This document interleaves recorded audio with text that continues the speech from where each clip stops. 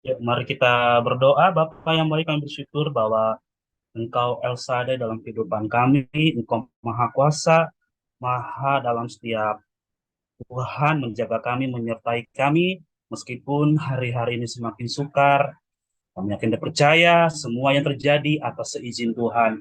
Tetapi ya kami yakin dan percaya pada malam hari ini ketika kami berserah kepadamu, berharap kepadamu, Tuhan menunjukkan kasih setiamu sebagai setiap kami. Tuhan, malam hari ini kami berjumpa dalam gathering online kami di pertemuan kedua Tuhan, khususnya malam hari ini, berkati terkhusus hambamu Tuhan dalam setiap kelemahan, keterbatasan, mampukan hambamu ini Tuhan, kiranya apapun yang hamba sampaikan, semua berasal daripada Tuhan. Bahkan hamba juga berdoa buat setiap teman-teman kami yang mungkin mereka dalam berusaha login, Engkau percepat langkah mereka untuk sama-sama menikmati berkat Tuhan, berkat rohani pada malam hari ini. Kalaupun mereka belum bisa bergabung, kiranya Engkau memberkati mereka, sama halnya Engkau memberkati kami pada malam hari ini. Berkati jaringan kami, berkati media yang kami gunakan, jauhkan dari segala gangguan, kiranya mulai dari awal, pertengahan hingga akhirnya, semua berjalan dengan lancar. Terima kasih Tuhan, kami siap mendengarkan firman-Mu. Dalam nama Tuhan Yesus, haleluya. Amin. Shalom teman-teman, apa kabarnya? Haleluya, luar Sungguh biasa. luar biasa. Puji Tuhan. Ya, teman-teman yang nggak berhalangan kamera, yuk buka kamera. Jadi biar kita bisa apa interaksi ya. Oke, sebelumnya thank you buat tim Korum ya teman-teman ya. Kemarin kita bertemu dengan saya sebagai host, dan minggu ini jumpa lagi dengan saya sebagai pembicara ya, luar biasa, semua karena Tuhan. Dan teman-teman, kita akan mendengarkan firman Tuhan. Entah kenapa saya tergerak untuk menyampaikan hal ini. Karena saya percaya 13 orang yang join, saya percaya rata-rata sudah terjun dalam pelayanan. Tetapi pertanyaannya, sudah sejauh mana teman-teman dalam pelayanan mengerti tentang orientasi, motivasi, dan etika dalam pelayanan kita? Itu menjadi pertanyaan. Dan itu yang akan kita bahas pada malam hari ini. Ya, saya berharap dengan kita belajar malam hari ini, kita bisa dibukakan, bisa kita dimengerti, dan hasilnya kita semakin semangat, semakin bergairah dalam melayani Tuhan, dalam kapasitas kita, dimanapun kita berada, kita semangat melayani Tuhan. Amin teman-teman. Saya berharap nanti selama 30 menit ke depan, kita bisa menyimak dengan baik-baik, begitupun juga dengan saya. Ya, nanti host bisa ingatkan saya jika waktu nanti sudah mendekati habis. Takutnya nanti saya kebablasan. Oke teman-teman, saya coba akan share screen dan juga tolong beritahu jika suara saya mungkin nanti hilang-hilang atau mungkin PPT saya. Oke, apakah sudah tampil teman-teman di layar? Sudah ya? Sudah? Boleh kasih ini? Kasih suara? Ya, sudah bisa. Oke, sudah ya. Karena saya nggak bisa lihat teman-teman. Bentar. Tes, tes. Suara saya teman-teman ada teman-teman? Cek. Ada. Siap, ada. Oke. Oke, malam hari ini kita membahas tentang orientasi, motivasi, dan etika pelayanan. Ya, tadi saya udah membuka dengan sebuah kata pengantar tadi ya. Saya percaya 13 orang sudah terjun dalam pelayanan. Dan malam hari ini kita akan membedah tentang orientasi, motivasi, dan etika pelayanan. Teman-teman, mari kita buka kebenaran firman Tuhan sebagai landasan ya pembelajaran kita malam hari ini. Kita buka dalam Kisah 6 ayat 1 sampai 7. Memang di layar sudah saya tampilkan, tapi saya berharap teman-teman juga bisa buka di handphone ya. Oke. Ya, kita akan baca bersama-sama, tapi saya akan pimpin. Soalnya kalau kita bareng-bareng nanti delay teman-teman. Jadi nggak apa-apa, saya aja yang bacakan ya. Teman-teman tinggal menyimak. Ya, di sini sebentar saya akan lihat. Di sini perikopnya adalah 7 orang dipilih untuk melayani orang miskin. Saya akan bacakan. Pada masa itu, ketika jumlah murid makin bertambah, timbullah sungut-sungut di antara orang-orang Yahudi yang berbahasa Yunani terhadap orang-orang Ibrani. Teman-teman perhatikan bahwa orang-orang Yahudi bukan hanya bicara berbahasa Yahudi, tetapi juga ada mereka yang campuran. Artinya ada orang-orang Yahudi berbahasa Ibrani, ada orang-orang Yahudi yang berbahasa Yunani. Jadi ada 2 kelompok, tapi tetap satu ras, orang Yahudi. Di sini mereka ada konflik terhadap khususnya mereka yang memang bahasanya apa ya? Orang Yahudi Tulen, ya. Jadi mereka yang menggunakan bahasa Ibrani. Lanjut, karena pembagian kepada janda-janda mereka diabaikan dalam pelayanan sehari-hari.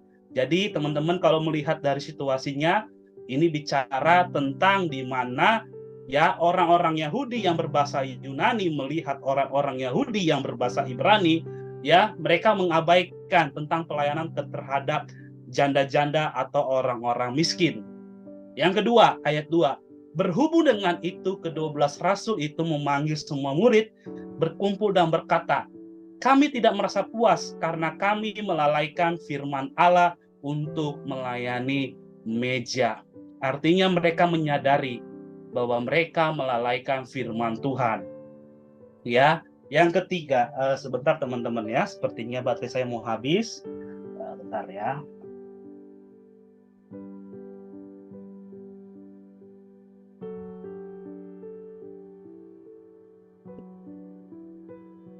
Ya teman-teman ya. Oke. Lanjut ya. Jadi ayat 3.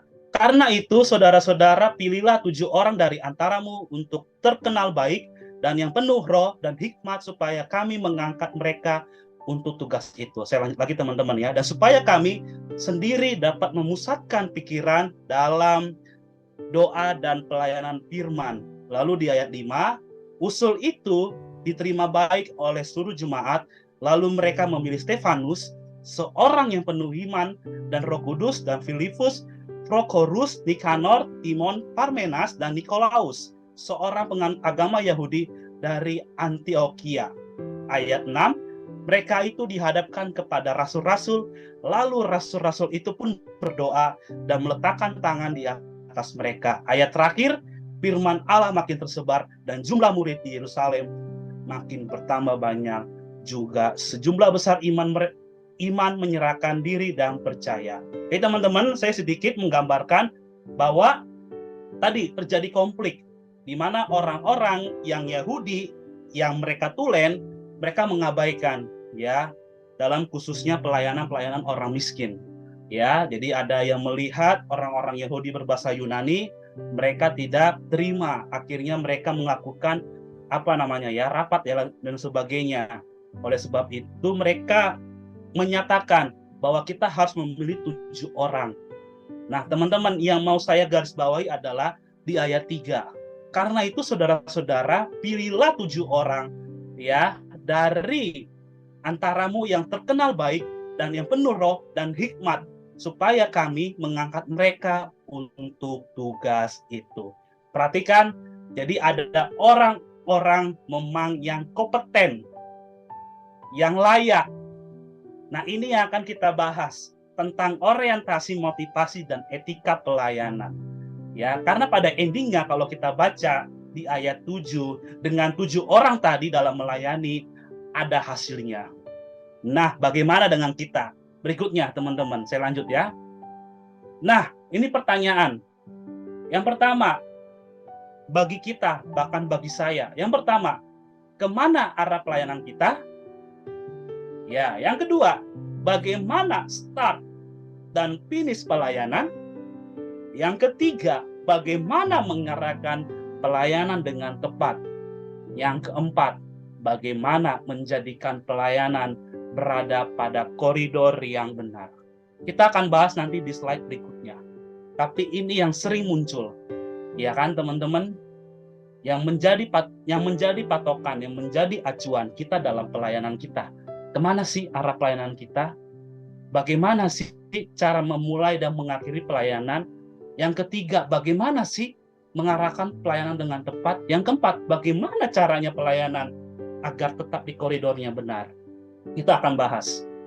Berikutnya, teman-teman, ada 2 bagan. Yang pertama, bicara tentang orientasi. Ada 2 perbandingan.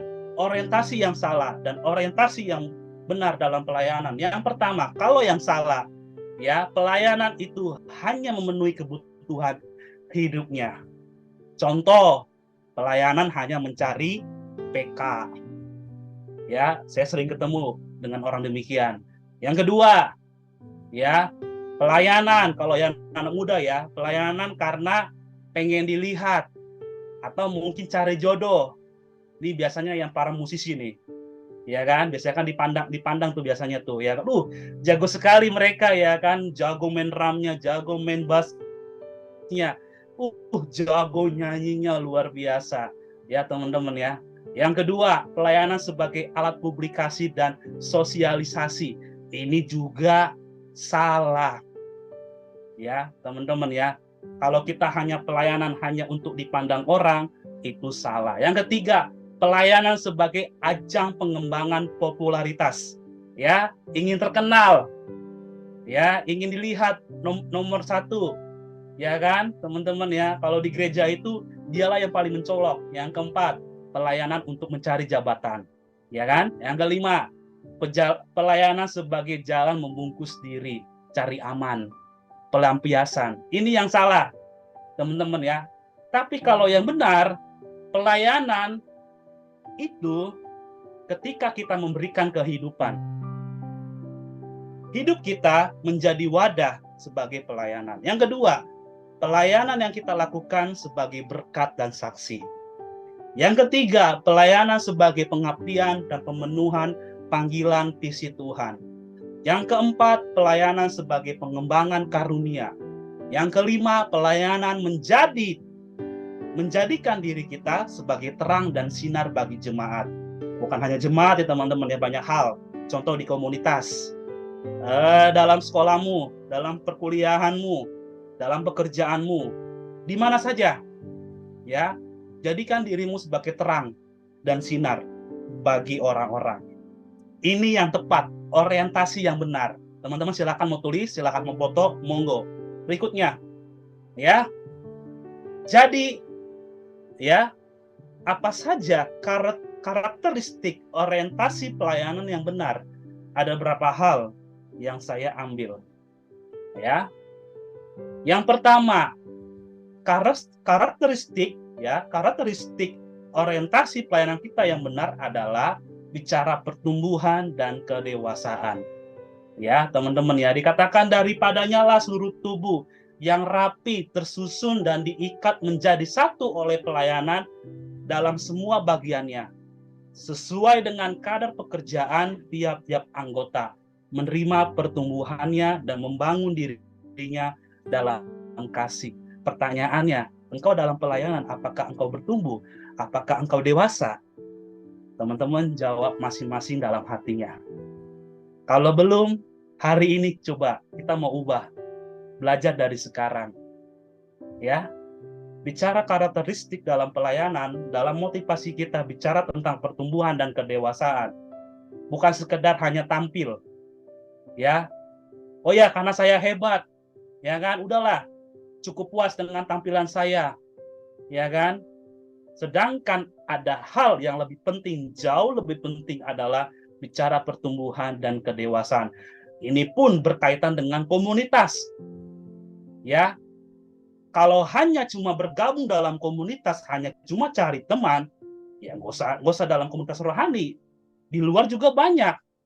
Tapi kalau teman-teman sudah memutuskan masuk dalam komunitas khususnya rohani, artinya engkau ingin bertumbuh dan engkau ingin dewasa. Amin. Teman-teman, bicara dewasa bukan bicara tentang angka. Karena orang yang mungkin senior belum tentu dewasa. Ya, teman-teman ya. Jadi bagaimana caranya itu kembali kepada kita. Itu yang pertama. Ya, jadi yang pertumbuhan bicara kedewasaan, yaitu meliputi ditandai dengan Satu, munculnya kualitas kerohanian dalam diri kita. Ya. Jadi orang melihat kualitas kerohanian dalam diri kita. Ya, orang yang menilai. Orang-orang sekitar kita dalam komunitas, gereja, tempat kerja, sekolah, dan lain sebagainya. Yang kedua, berkembangnya karunia-karunia pelayanan. Saya percaya teman-teman bukan hanya satu talenta yang Tuhan berikan, tapi banyak hal. Teman-teman, saya nggak sombong. Ini semua karena Tuhan. Saya bukan hanya di musik, tapi juga Tuhan percayakan di bidang lainnya, ya kan? Saya juga dipercayakan sebagai mengurus orang-orang dewasa dalam komsel ya, atau kita kenal dengan komsel. Terus juga saya diberikan kepercayaan untuk dalam mengkoordinir anak-anak muda. Bahkan saya pernah di sekolah minggu pun pernah saya rasakan. Dan puji Tuhan, saya bersyukur ya dengan talenta yang Tuhan berikan. Nah, kembali kepada teman-teman, apakah talenta teman-teman cukup hanya satu saja? Saya rasa teman-teman seharusnya tingkatkan lebih lagi. Amin. Saya percaya Bro Sipri, Rika, dan kawan-kawan bukan hanya satu, banyak. Tapi pertanyaannya, kita mau nggak? Itu aja kuncinya. Itu yang kedua. Yang ketiga, bicara pertumbuhan dan kedewasaan, bicara bertambahnya talenta. Ini berkaitan. Karunia talenta. Yang keempat, pengalaman rohani iman yang semakin kaya dalam dia. Artinya apa? Kita menuju keserupaan. Makanya dikatakan dalam Kejadian, kita segambar dan serupa. Ya teman-teman ya, segambar dan serupa. Kita menjadi serupa dengan karakteristik Allah. Ya, bukan seharusnya kita yang sudah hidup dalam Tuhan, melayani Tuhan, seharusnya kita berbeda dengan orang dunia. Bukan sama. Kalau kita sama tadi, balik lagi mundur. Motivasi kita salah. Ya, ini kata firman Tuhan, bukan kata saya. Yang kelima dan lain-lain, teman-teman silakan tambahkan. Berikutnya. Bentar ya. Ya, yang kedua, karakteristik ya, motivasi kita adalah proses menuju kualitas hidup dan karakter. Dalam Efesus 3 ayat 10 dan 11. Yang aku kendaki ialah mengenal Dia dan kuasa kebangkitannya dan persekutuan dalam penderitaannya, di mana aku menjadi serupa dengan Dia dalam kematiannya, supaya aku beroleh kebangkitan dari antara orang mati. Artinya, kalau engkau hidup dalam Tuhan, kalau engkau melayani Tuhan sampai saat ini, seharusnya yang tadi saya tekankan, seharusnya engkau lebih intim dengan Tuhan dan engkau berbeda dengan orang dunia. Amin. Ya teman-teman ya. Jadi bahkan saya dan teman-teman semua ya, seharusnya motivasi kita adalah bagaimana caranya proses menuju kualitas hidup kita dan karakter kita semakin serupa, segambar dengan Allah. Kata firman Tuhan. Berikutnya, ya, kita belajar dari Rasul Paulus tadi berkaitan dengan apa yang disampaikan kepada jemaat di Efesus. Ya, tentang arti tadi, ayat tadi. Dikatakan bahwa pertama, belajar dari motivasi dan tujuan pelayanan Rasul Paulus adalah satu, ingin menjadi seperti Kristus dalam kematian dan kebangkitannya. Artinya, teman-teman, ya, mau engkau pelayanan, mau engkau juga pada saat itu nggak melayani, tetap adalah hubungan intimu terus melekat kepada Tuhan. Ya, ingin menjadi seperti Kristus. Memang kita nggak bakal bisa untuk mencapai kesempurnaan, tetapi setidaknya kita berusaha. Itu kuncinya teman-teman. Makanya ingin berusaha, ya berusaha mencapai seperti Kristus. Ya, makanya dikatakan Rasul Paulus, aku telah mengakhiri pertandingan imanku dengan baik. Artinya terus-menerus dan berkelanjutan, dan sampai pada saatnya kita dipanggil Tuhan. Itu kuncinya. Jadi artinya apa? Jangan engkau pelayanan pada saat engkau hanya ya lagi enak moodnya. Nanti gilang lagi bad mood, nggak mau pelayanan. Atau mungkin ada yang nggak suka dengan kamu kesel. Kamu lampiaskan dalam pelayanan. Udahlah, ya kan? Nggak usah pelayanan gua. Ngeselin tuh orang. Ngeledek-ledekin gua. Ya kan? Itu teman-teman. Artinya apa? Walau ada tantangan, walau ada persoalan, tetap jalan dalam pelayanan. Yang kedua, kualitas hidup pelayan sebagai pelayan Tuhan menjadi seperti dia melalui karya pelayanan yang akurat. Yang ketiga, menjadi serupa dengan Kristus adalah hidup untuk memberi dan melayani, bukan untuk diberi dan dilayani. Makanya Yesus datang ke dunia untuk melayani. Ya, lihat agama di luar sana, tidak ada Tuhan Allah seperti Tuhan kita. Betul? Artinya apa? Dia kasih contoh terlebih dahulu. Ya, teman-teman ya, kalau kita lihat di agama di sana, itu tidak ada. Hanya Yesus Kristus datang ke dunia, ya kan, untuk memberi dan melayani. Bukan sebaliknya, ya. Kita karena apa? Karena pelayanan untuk apa dilayani? Karena untuk diberi, ya, teman-teman ya. Kita nggak perlulah sampai ada kata ya, sampai harus apa dengan nyawa kita. Kita nggak usah kesana dulu lah. Setidaknya tadi motivasi kita, ya kan, untuk memberi dan melayani. Amin. Berikutnya, yang ketiga, karakteristik motivasi kita adalah pembangunan tubuh Kristus. Artinya apa?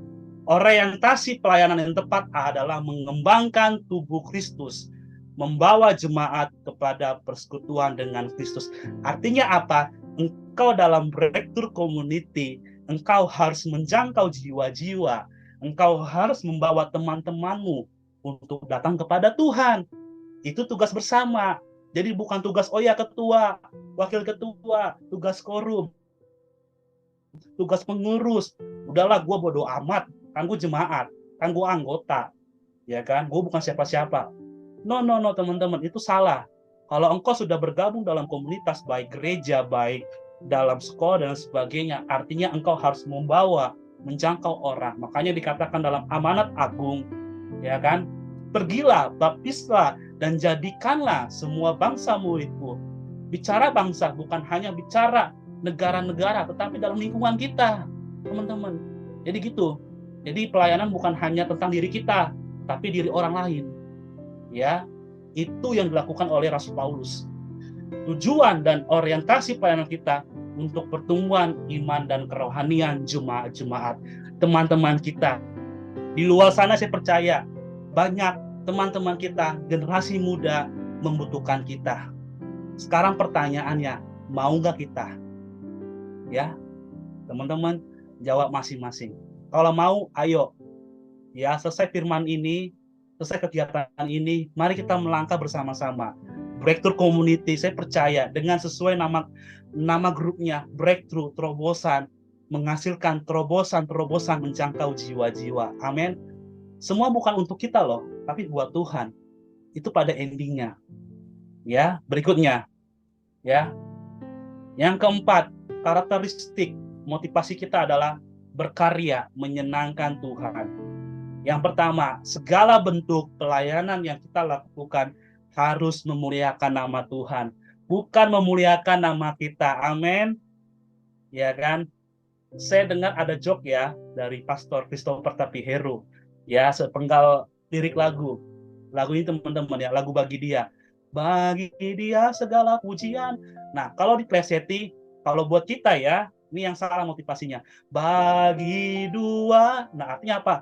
Ya kan? Jadi bagi Tuhan, bagi kita juga kemuliaannya. Nah, itu salah. Makanya tadi yang bagan tadi sebelumnya, ya bicara dua perbandingan, yang salah dan yang benar. Nah, kita harus benahi. Ya, kita dalam pelayanan tujuannya buat Tuhan, bukan untuk manusia. Ya, karena buat Tuhan. Tuhan disenangkan, Tuhan diagungkan, Tuhan dimuliakan. Yang kedua, semua karunia pelayanan dan talenta pelayanan harus ditujukan untuk memuliakan Tuhan. Apapun talentamu, apapun bakatmu, apapun yang Tuhan berikan tanggung jawab dalam contohnya kepengurusan, engkau lakukan baik-baik. Dan endingnya itu buat Tuhan. Ya. Yang ketiga, bagi Tuhan segala kemuliaan melalui pelayanan. Berikutnya, ini teman-teman agak banyak ya, cuma saya akan cepat ya, teman-teman ya. Nah, Ada 10 prinsip pelayanan rohani. Ya. Pertama, dasar pelayanan adalah karakter. Dasar pelayanan kita tidak boleh dibangun atas dasar karunia belaka, tetapi karakter. Ya. Karakterlah yang menentukan ya bagus atau tidak bagusnya dalam pelayanan kita. Ya. Kalau engkau jago pelayanan tapi karaktermu tidak mencerminkan, sama aja bohong, sia-sia. Ya kan? Contohnya, engkau mungkin jago bernyanyi, tapi engkau sering gosip. Ya sama aja. Ya, mungkin engkau jago main musik, tapi engkau sering berbohong. Ya sama aja. Sia-sia itu pelayanan. Artinya kalau engkau pelayanan, berarti engkau kuduskan hatimu dulu, pikiranmu dulu, karaktermu dulu. Ya, teman-teman ya. Amin. Berikutnya, ya karakter dan karunia harus berjalan bersama-sama dan pelayanan. Ya tadi ya, kalau engkau pelayanan, motivasimu, karaktermu harus benar. Jangan kayak tadi, engkau mungkin jago dalam pelayanan, jago berkhotbah, ya kan, jago dalam apa dan sebagainya. Tapi kalau karaktermu tidak mencerminkan, sia-sialah itu. Ya, karakter dan karunia itu seperti kedua kaki kita. Ya, tanpa salah satu dari kaki itu, maka pelayanan kita akan pincang. Betul teman-teman, sepakat ya. Jadi kalau kita nggak ada satu kaki, ya nggak bisa seimbang jalan kita. Sama halnya dengan tadi, pelayanan dan karakter harus sejalan. Berikutnya, teman-teman ya, cepat ya. Ya, ini bicara karakter dan karunia. Teman-teman nanti bisa baca ya, saya nggak perlu menjelaskan. Jadi karakter nilainya kekal, karunia nilainya tidak kekal. Jadi artinya apa? Betapa pentingnya karakter itu dalam pelayanan. Ya, teman-teman bisa baca, bisa foto, teman-teman ya. Kalaupun nanti bisa jadi pertanyaan, nanti kita bahas. Berikutnya. Yang kedua, bentuk pelayanan adalah melayani. Yang tadi dikatakan, ya, kita datang, kita diberikan tanggung jawab adalah untuk melayani, bukan untuk dilayani. Karena Yesus sudah memberikan contohnya. Dia datang ke bumi untuk apa? Melayani, bukan untuk dilayani. Yesus mau mengosongkan dirinya dan mengambil rupa seorang hamba dan taat sampai mati. Pertanyaannya, ya kan, balik lagi, kita mau nggak? Ya, apa yang Yesus lakukan? Memberi dan melayani. Memberi bukan hanya bicara tentang uang, teman-teman. Ya, sering pertanyaan seperti itu ya. Aduh Tuhan, aku nggak punya uang. Gimana ya caranya untuk memberi? Waktu banyak, tenaga, pikiran, itu udah memberi teman-teman. Banyak hal. Jadi nggak usah alasan. Ya, nggak ada uang. Ya udah, apa yang kamu punya, ya kamu beri. Ya kan? Kalau puji Tuhan kamu punya uang, ya memberi. Ya teman-teman ya, itu. Yang kedua, bentuk pelayanan adalah melayani. Berikutnya.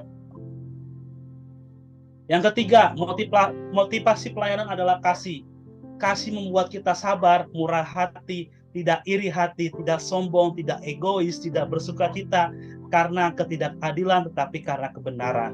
Sabar menanggung sesuatu, percaya segala sesuatu, dan mengharapkan segala sesuatu. Mungkin dalam pikiran kita, hati kita, berat ya pelayanan ya, teman-teman ya. Lebih berat lagi Yesus.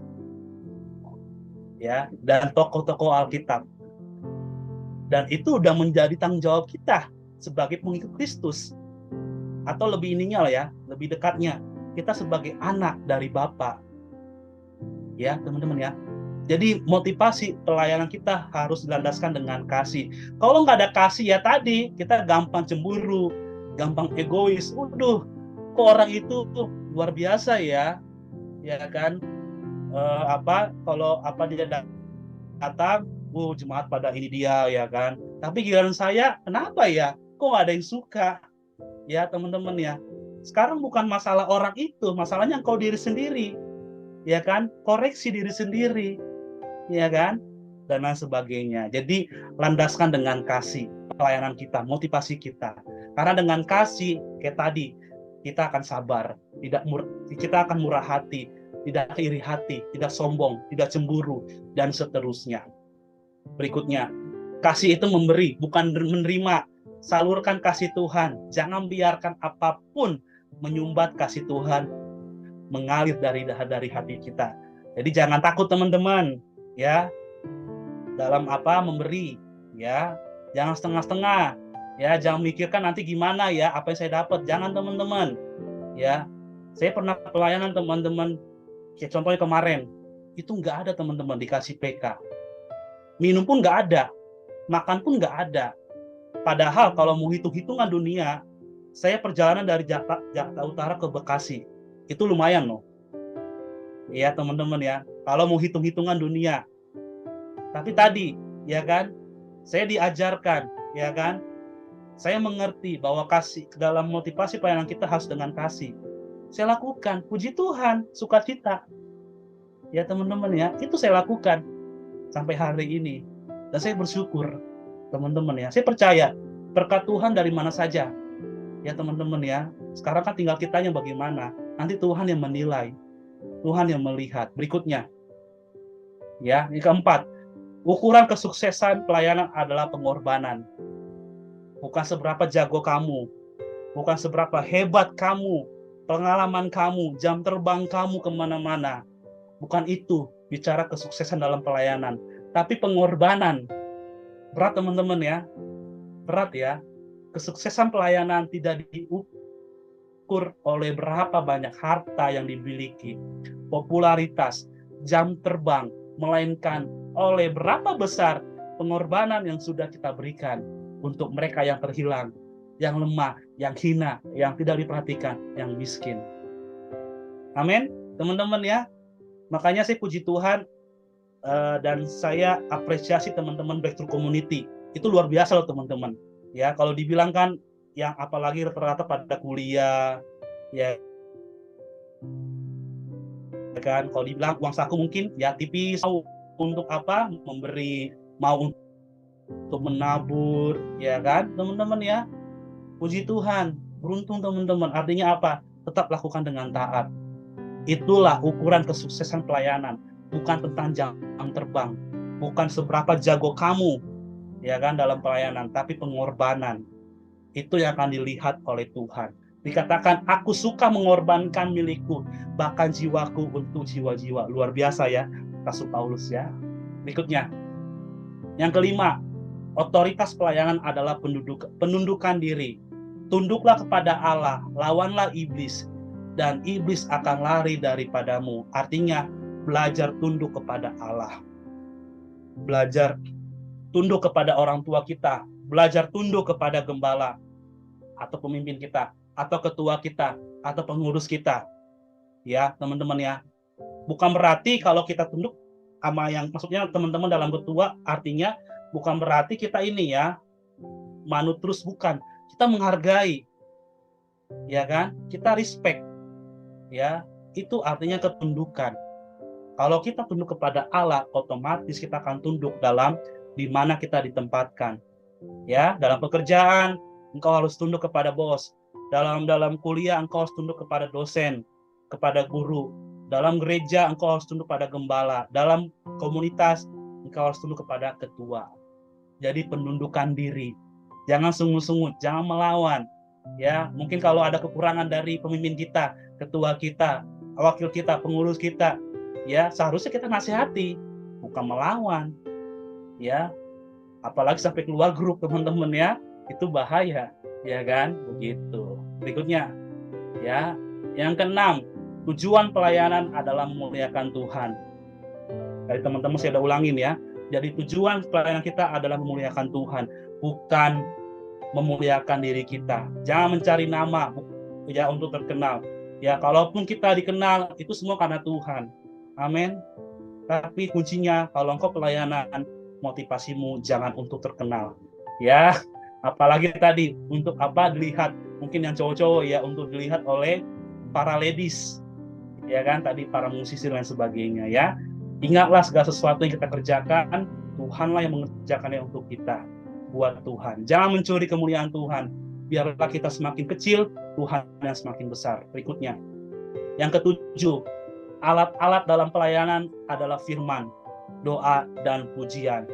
Teman-teman, makanya kenapa ada doa bersama, ada gathering. Tadi, sebelum engkau persiapan melayani, engkau harus berdoa. Hubungan intim.